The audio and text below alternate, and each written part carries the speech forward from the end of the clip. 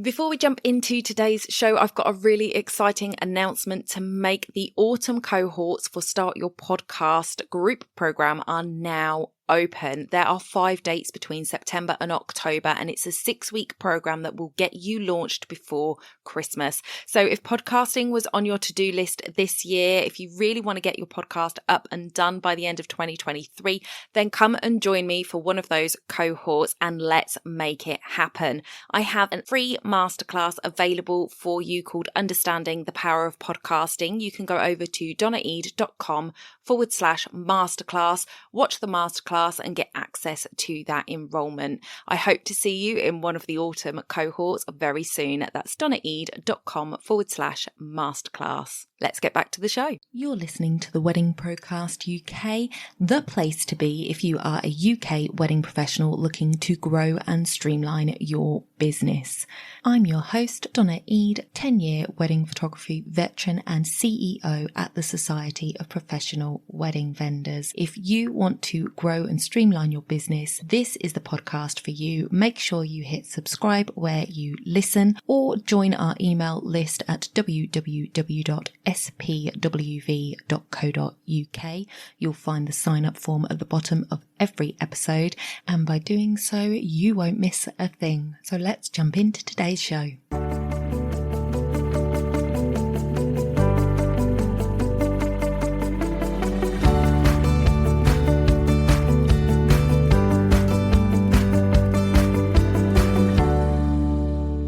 Would you like to increase your credibility and your inquiries? Well, if you do, you might want to consider joining the Society of Professional Wedding Vendors. We are currently open to new members, and the Society provides a set of professional standards through our Code of Conduct for our members to abide by. By signing up to our code, you are giving couples peace of mind knowing that they are booking vendors they can trust to deliver their precious day without a hitch. Head over to www.spwv.co.uk to find out more. Welcome back to the podcast, everybody. I hope you are well. So if you haven't subscribed, do hit that subscribe button where you're listening or sign up on the website to get notifications of our podcast releases, because this is the first of a 2-parter. So you will want to tune in next week for more details. So this week we are talking about calendar blocking, and this is something that I am extremely passionate about. So we are looking at setting ourselves up for success. It is so important to set yourself up for success. It is far too easy to procrastinate these days.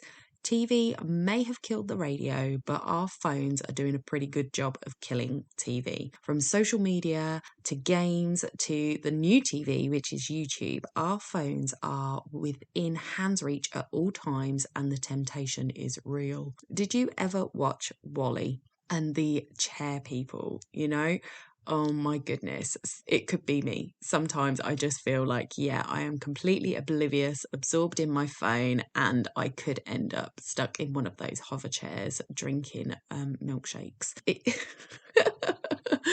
And what is scary is, in fact, just looking up the film that I was thinking about. I was just like, the chair people, they're in there. I looked it up. It sent me down a YouTube scroll hole for 20 minutes whilst I was writing the outline for this podcast. So, I am living proof that the scroll hole is real. So today I want to talk to you about staying on track so we can get more done with the time we have.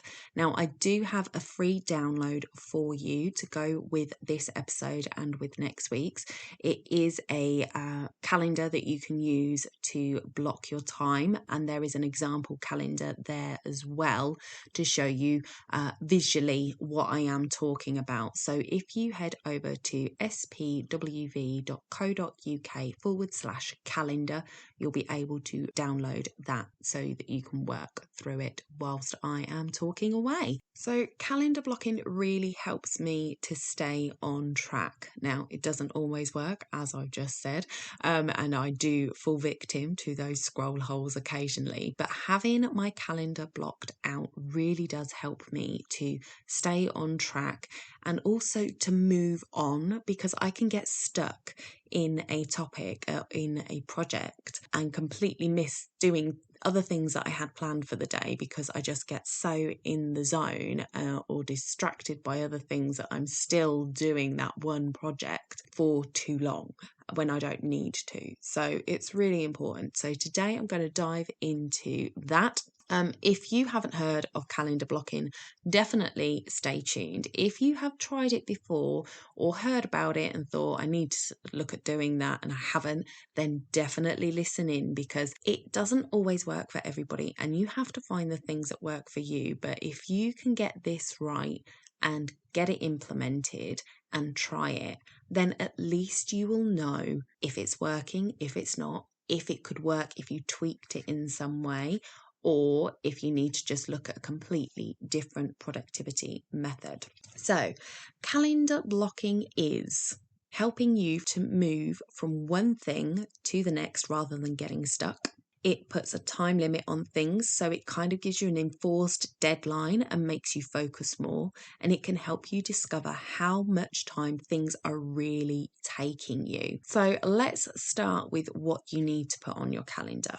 Basically everything. I don't tend to plan my weekends, bar doing some housework on a Saturday morning. I do have that blocked out. But my plan is not to work and spend it with family, and I allow that time to be a little bit more organic. During Monday to Friday, and those are my chosen work days, I plan the entire day. So you don't have to work from Monday to Friday. I spoke about this recently in a networking meeting that I was at, and I said, it's really strange how a lot of us move from the corporate world to work for ourselves, either because of family commitments or lifestyle choices, and yet we still try and shoehorn ourselves into that 9 to 5 logic. Well, you are in control of your calendar, and actually as wedding vendors, you will find that most of the time you're working Saturdays. So it's not going to be practical for you to work Monday to Friday 9 to 5 because you need to work Saturdays. And guess what? You're entitled to time off, so you should be taking time off in lieu. And it just doesn't work that way. If you have children, maybe you want to be there for your children after school until they go to bed. Well, that's part of the regular work day. So maybe you're then making up a couple of hours in the evening.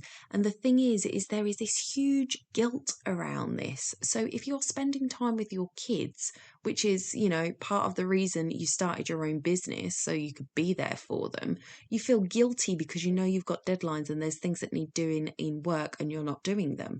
But then if you were to sit there while the kids are watching TV after school and be working, you feel guilty that you're not spending time with them and doing interesting activities.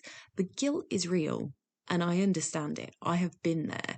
So by calendar blocking and actually marking down on your calendar, this is when I'm going to do work, this is when I'm going to spend time with my children, it takes away that guilt because it has been your choice to do that rather than you feeling you should spend time with your kids or you should be working. Okay, so here are the categories that you're going to be placing on your calendar. Number 1, you. Number 2, your family. Number 3, your partner. Number 4, your friends. Number 5, work. And number 6, white space. Now, I want you to think about this like Maslow's hierarchy of needs in a triangle. And you are the most important part of that triangle. You are the base. You are the biggest point. Now, in the hierarchy of needs, it's almost like what you need more of, but that's not the case. This is just the hierarchy of the importance where you need to focus and put effort. So that is how we're going to put them on our calendar in that order. First off, I want you to block out 30 minutes a day for you time. Not YouTube time, you time. Okay, so this is time that is going to be spent, you don't have to be spending it painting your nails and putting a face mask on, although you're more than welcome to if that is your thing. This is about spending time on you. Now, this could be 30 minutes exercise where you go out for a walk and you just clear your head.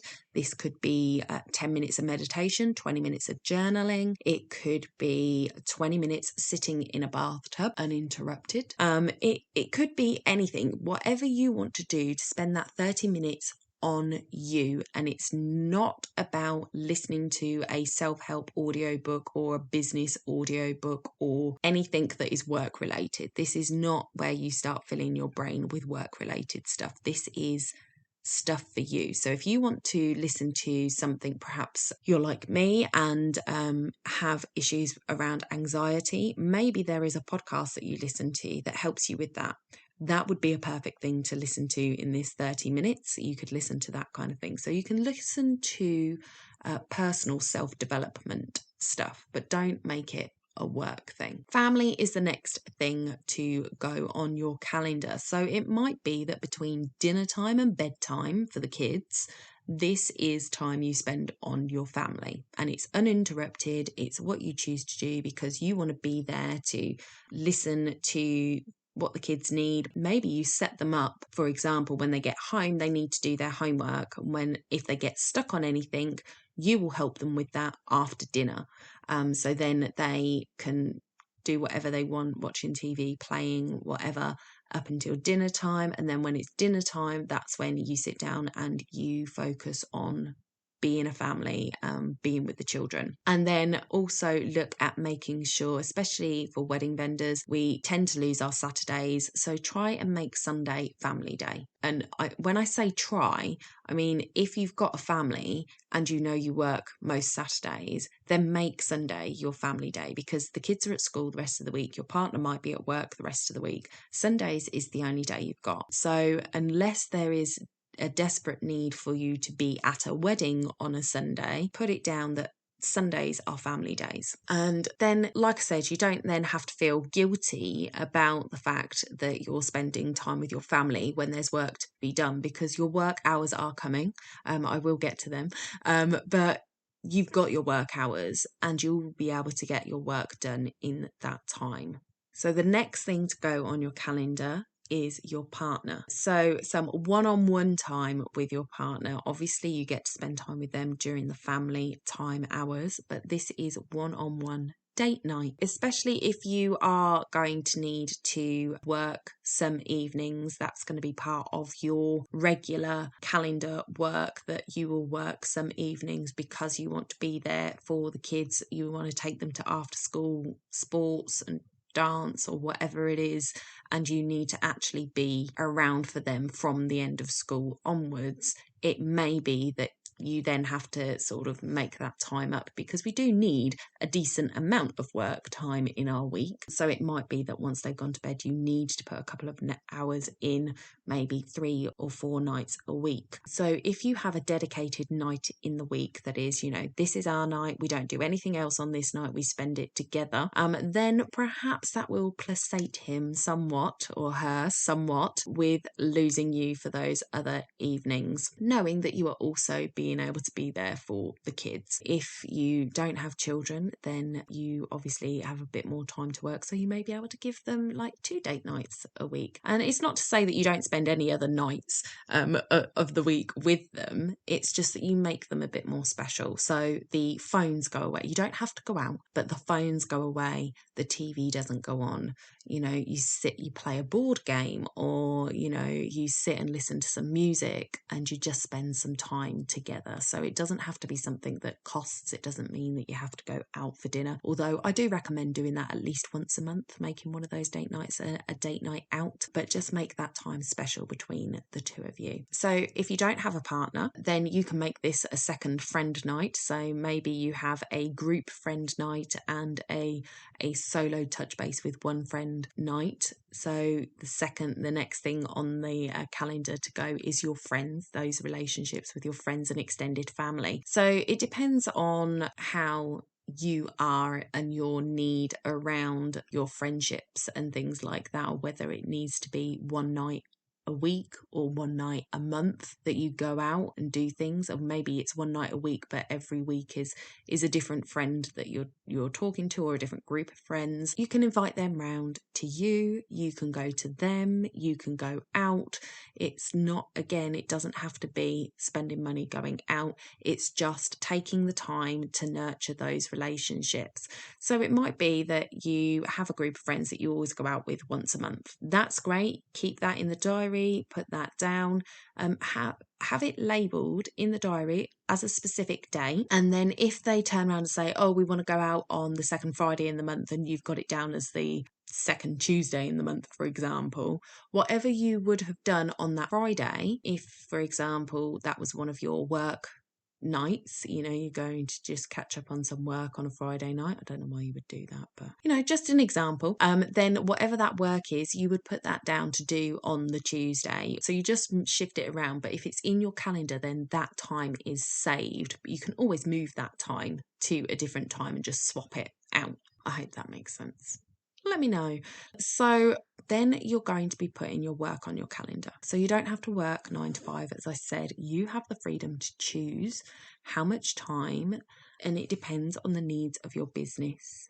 It depends on your family setup. For most of us, like I said, we work Saturdays in the wedding industry. So if you're going to work on a Saturday, then take Monday off in lieu. If you've got children, and obviously Saturday is a day that they would be at home and Monday isn't, maybe you don't really need to take the Monday off, but you make sure that, you are there for them to take them to school, and you pick them up and you spend all of the afternoon with them doing something special rather than your regular work day routine, and you can just work those hours when they're at school.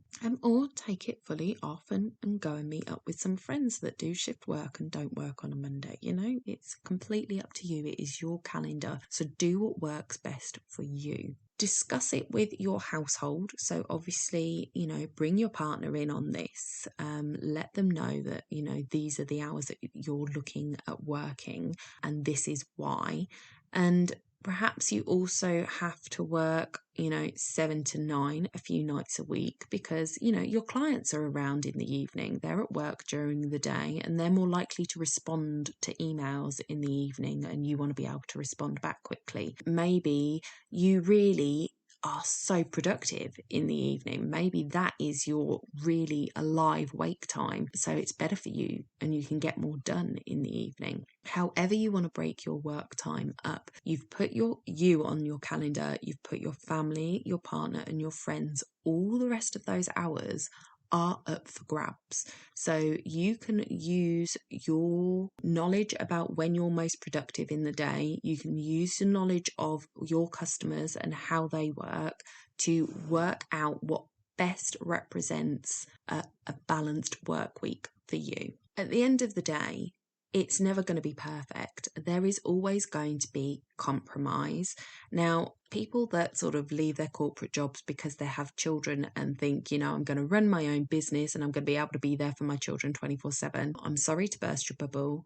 It doesn't work like that. There is always compromises, and you just have to pick and choose your battles when it comes to that. So for example, if you are somebody who thinks, oh yeah, I want to be able to take my kids to school and pick them up every single day because I want to be there for my children, you don't have to do that.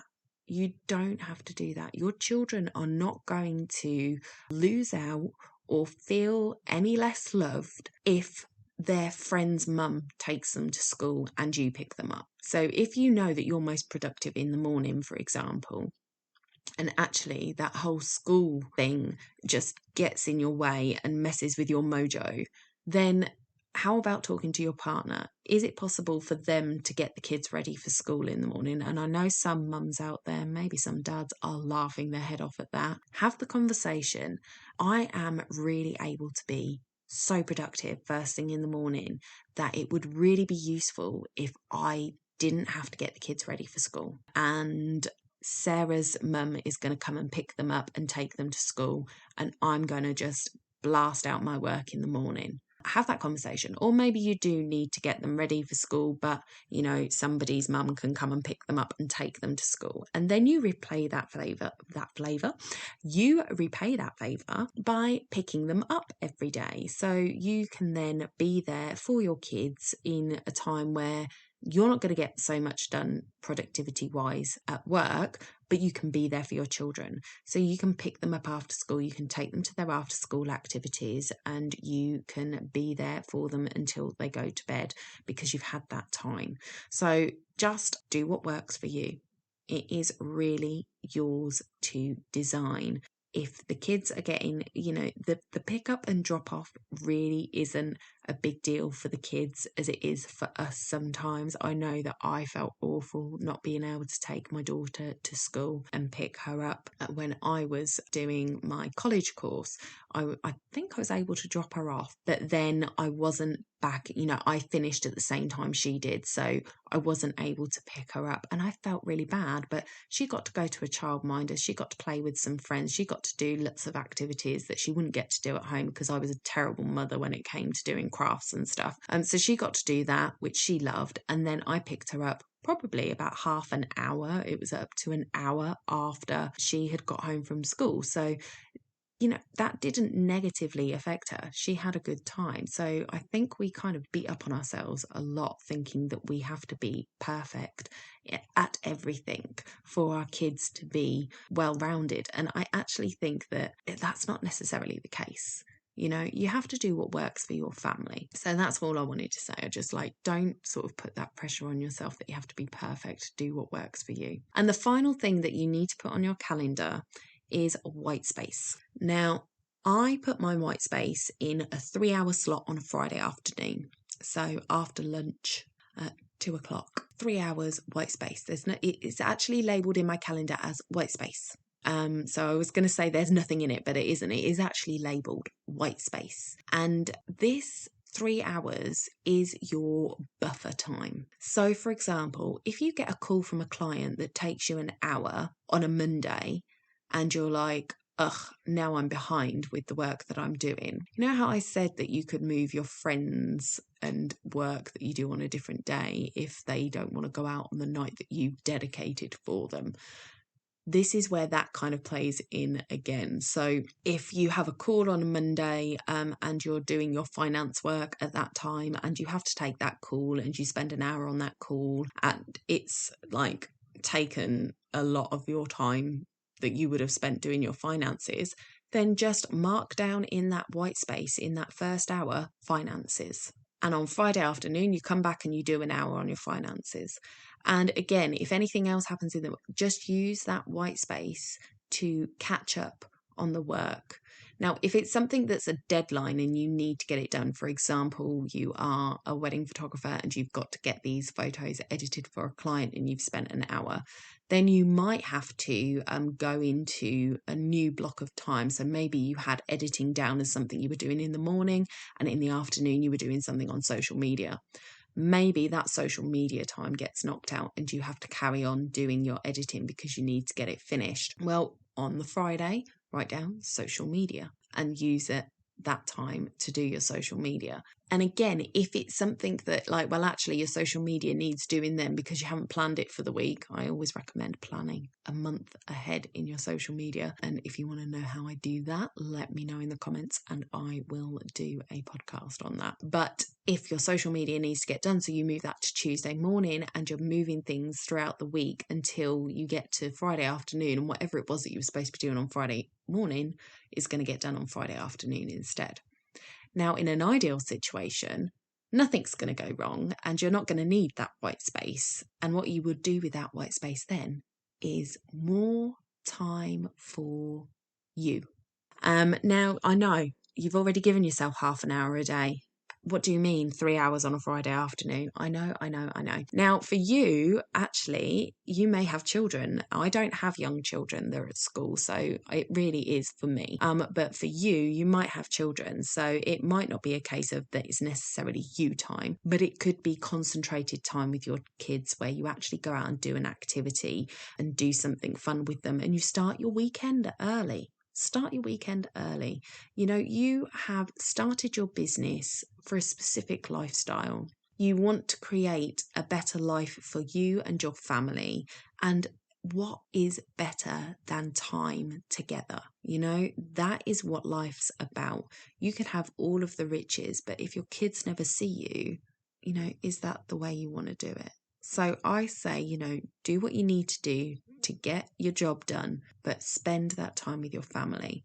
So 3 hours on a Friday afternoon, start your weekend early, either spend it with the kids, or if you are like me and don't have young children, spend it on yourself. Sit and read that book that you've been wanting to read. For me, oh my God, it is my dream to be sitting in my window seat with a cup of tea, reading a book. I just want to do it. And I very, very rarely do. So that is my goal, to make my Friday afternoons that white space where I will actually go and do that. But that involves me not getting distracted by YouTube. So that's what normally happens in my white space, I have to say, is I will catch up with my YouTube. Is terrible. I will do better. But yeah, use that white space, use it for you and your family, and then start your weekend. Now, I know for some of us, we will be working on the Saturdays doing weddings, so it might not be that actually Friday afternoons is the best time for your white space. Maybe you want to make it Wednesday afternoons, so you have that midweek time with your family and you have your Sundays with your family. So you, again, do what suits you best. For me, it's Friday afternoon. I like the idea of having a 2.5 day weekend if I can get it. So that's what I do. So now you've got your calendar sorted and it's there for you in black and white. We need to stick to it. So you must tune in next week for tips and tricks on how to stick to your calendar. But know this too, this isn't set in stone. I am on a second iteration of my calendar because 1, I wanted to change routine, and 2, a couple of things weren't quite working for me with the deadlines that I had. So try your calendar for at least a month before you look at changing it completely. You can tweak it here or there as you go, that's okay, but I would say try and really implement it for a good solid month, and if it's working, keep it. If it's not, then change it. And I always recommend to review and revitalize your calendar every 3 months. So just shake it up a little bit, because I don't know about you, I'm not a fan of change, but I get bored in the same routine. I'm a bit of a contradiction, I have to say. So today I have helped you create priorities in your life and schedule your work. Next week, I'm going to go a little bit deeper, looking at what you can do and how you can use those work blocks. So what you can do to stay on track and how you use those work blocks. So don't forget, you can grab your free calendar blocking PDF with an example at www.spwv.co.uk/calendar, and I will see you next week. Don't forget to hit subscribe where you listen or sign up on the website so you don't miss next week's episode. Bye for now.